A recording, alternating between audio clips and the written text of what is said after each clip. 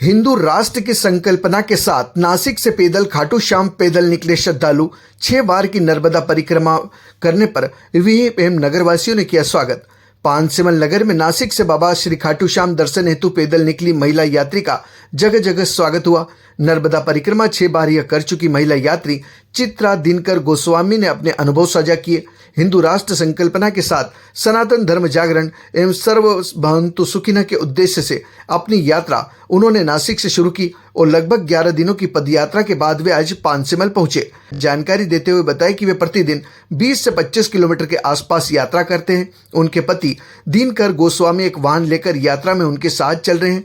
उन्होंने बताया कि अपने वाहन में भोजन नाश्ते की व्यवस्थाओं को लेकर चल रहे हैं, लेकिन अभी तक उन्होंने भोजन नहीं बनाया।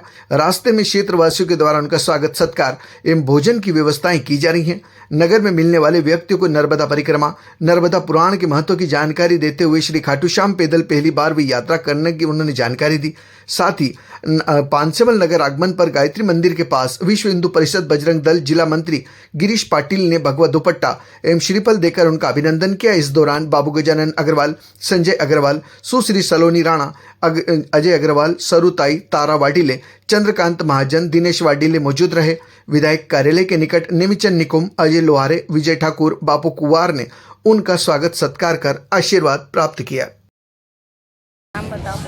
नमस्ते, नर्मदे हर, जय श्री श्याम।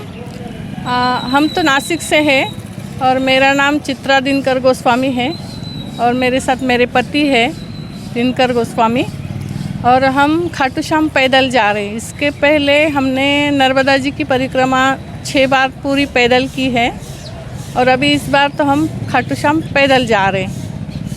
यात्रा का क्या उद्देश्य है और क्या संदेश देना चाहिए? यात्रा का उद्देश्य तो ये है, हम के गोस्वामी हैं, हमारे पास झोली है, तो हमारी झोली जो समाज की है वो आगे बढ़ा रहे हम कि जो हम भीख मांगने में हम कोई शर्माते नहीं। इसका यही नतीजा हम दिखा रहे दुनिया को।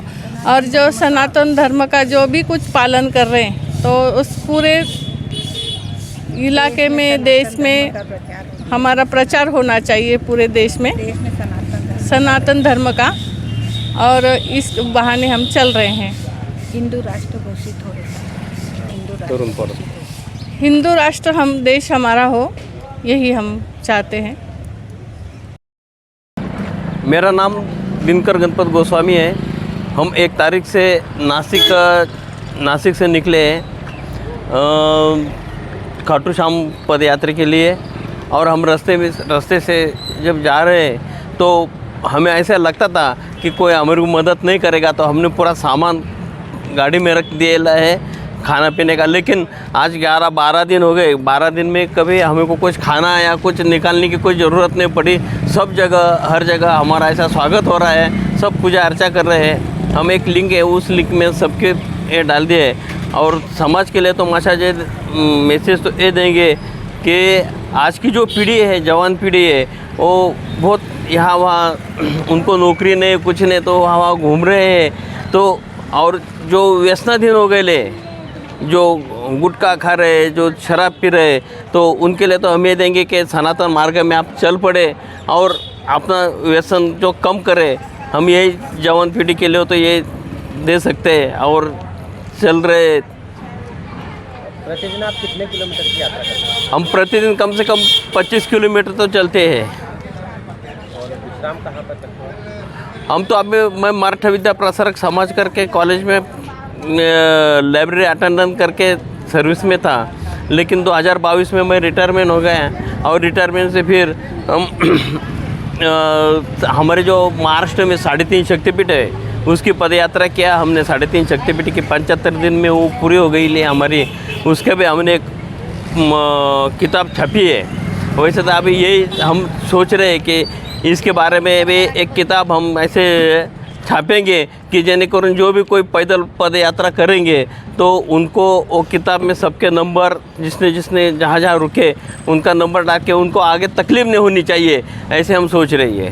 नर्मदा परिक्रमा आप 6 बार कर चुके हो, क्या अनुभव? नहीं, मैं तो 1 बार कर चुका हूँ। ये मेरे मिसेस ने 6 बार कर चुके हैं। नर्मदा जी की परिक्रमा तो 6 बार की है। तो ऐसा है कि नर्मदा जी एक बार अगर अपने पास बुला लेती तो हमेशा आदमी घर में अच्छे से नहीं रह पाता, वो हमेशा के लिए मैया के इधर जाता ही जाता है। और मैया का मुक्ति का मार्ग है जो नर्मदा पुराण में लिखा है कि जहाँ हमें जो 84 योनि में जन्म लेना पड़ता है उससे ये नहीं होता है, नर्मदा जी की परिक्रमा से मुक्ति मिल जाती है। और ये सब युवाओं को सबको हम बता रहे कि ये करना बहुत ज़रूरी है हर किसी। और जो हमारे पूर्वज रहते हैं, जो नर्मदा पुराण में लिखा है कि कोई भी जो गुजर गया हो तो वो भगवान के पास ऐसा बोलता है कि हमारे घर में ऐसा कोई जन्म ले कि वो नर्मदा परिक्रमा कर सके, ताकि उनकी मुक्ति मिल जाती है, ऐसा हमने पढ़ा है। तो नर्मदा जी ने हमें हमेशा बुलाते हैं और हम बहुत प्यार से माँ के पास चले जाते हैं। माँ के पास जाने के लिए कोई वक्त या कोई रात दिन का कोई सहारे की ज़रूरत नहीं रहती है, और जब भी बुलाती है हमें, हम चले आते हैं।